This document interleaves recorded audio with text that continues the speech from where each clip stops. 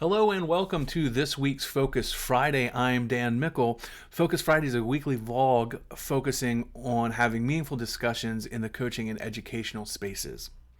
This week I want to talk about the concept of bright spots and how we train and look at things that we're already doing well to make them better and how it affects our training methods. You know, traditionally as a coach or an educator, a lot of times we work in what we're not doing well, right? We have a game or we have an exam and we get the results back. And the first thing we do is we look at where we might be falling short. And then we take and game plan for the next week or the next practice or the next day. And typically that practice is going to focus on the areas that we did not perform well in. And I think we want to look at flipping that script a little bit. How about we start looking at the bright spots? Let's look at the things that we did well. And the reason I say that is, instead of trying to bring up the bottom bar, why not continue to raise the top bar? Why not continue to get good or great at the things we're already doing well to increase that gap with our competition or to increase those scores? For example, maybe you're coaching a basketball team and your perimeter shooting is lights out, but you're having a lot of problems with your short game, your layups, your free throws. You might spend the next week, next couple of practices just working on them because it's bringing down your overall win percentage or your shot percentage.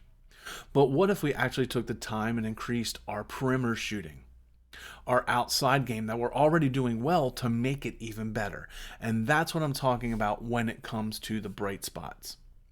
Too many times we're focusing on the negatives. Maybe in the classroom, we are trying to do arithmetic or some sort of grammar, and we continue to have problems in certain areas, but we excel in other areas. Maybe we're really, really good at division, but we're struggling with fractions.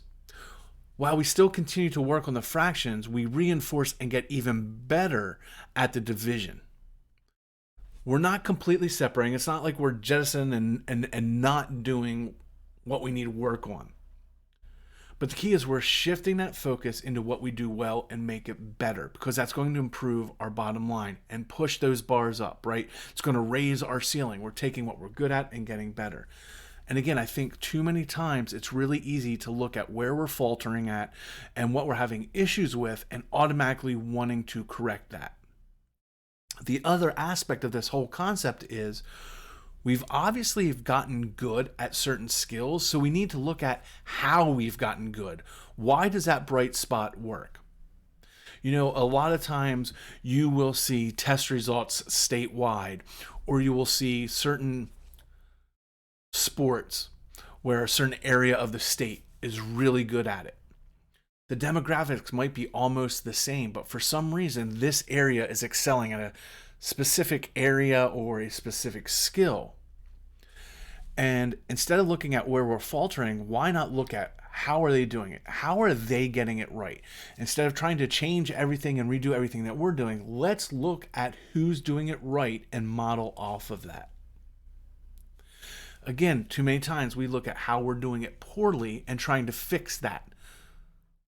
This is broken, here's how I'm going to work on it, here's how I'm going to fix it, versus, hey, wait, it's working perfectly over here.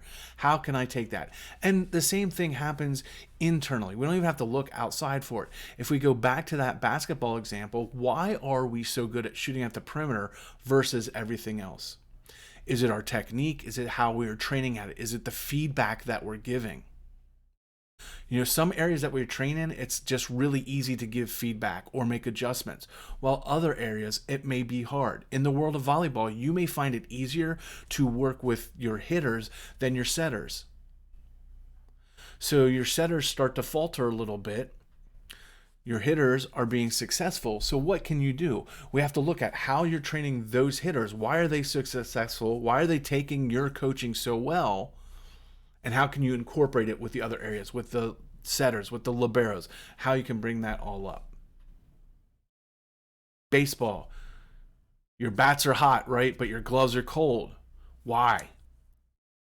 A lot of times it could be something as simple as the players enjoy batting practice more than they like fielding practice. So it's not a technique thing, it's how we're actually training it. So we have to look at how can we make our fielding practice as exciting as fun as batting practice, for example. So instead of just focusing on how bad our gloves are, again, we turn to those bright spots and say, why is it working and how can I incorporate that? Those examples are around us all the time, but we fail to look at it. We get so frustrated with what is failing and not working and the desire and the need to fix it. We don't look at what's actually going right and how that can be a model, again, a bright spot of how we train and what we need to do.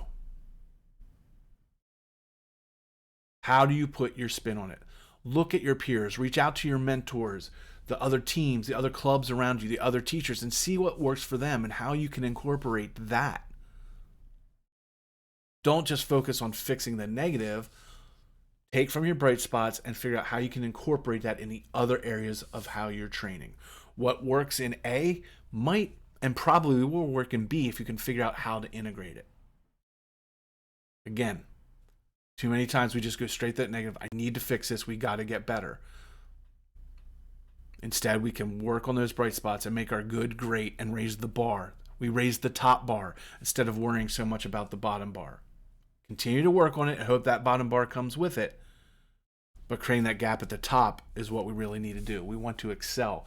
And to do that, we need to put a little bit more time and focus in what we're doing well. So my challenge to you, coaches and teachers, are look at what you're doing well right now. What's the best skill? What's the best area that you're working in? A, how can you make it better? How can you make that good area a great area? Secondly, how can you take how that's working and apply it to an area that maybe you're not succeeding at as well? See the difference? We're shifting to our positives and figuring out how to use our positives to bring up our negatives instead of just going straight to negatives and trying to fix it. Spend a little bit more time this week looking at your positives and how you can increase your positives. I'll take a 1% increase in my positive over 5% increase in my negatives because it's going to be that positive that pushes us in the win column. Faster, quicker, better than that 5% on the negative. Again, I know how things get clipped and taken out of context. I'm not saying we ignore the negatives or the parts that we're struggling at. I'm just saying we need to focus more on the bright spots and the good things that we're good at and increasing that efficiency and make them even better a little bit more than we are. As a matter of fact, I would say I would focus on those a higher percentage, 60-40 split of the negative things. Still work on the negatives and try and get them better, but work on your good and make it great. All right, that's it for this Focus Friday. I'll see you next week. Peace, much love, don't suck. And remember our new hashtag for 2023, One Day One. Is it one day or is it day one? The decision is up to you and your players on what it is. See you all next week.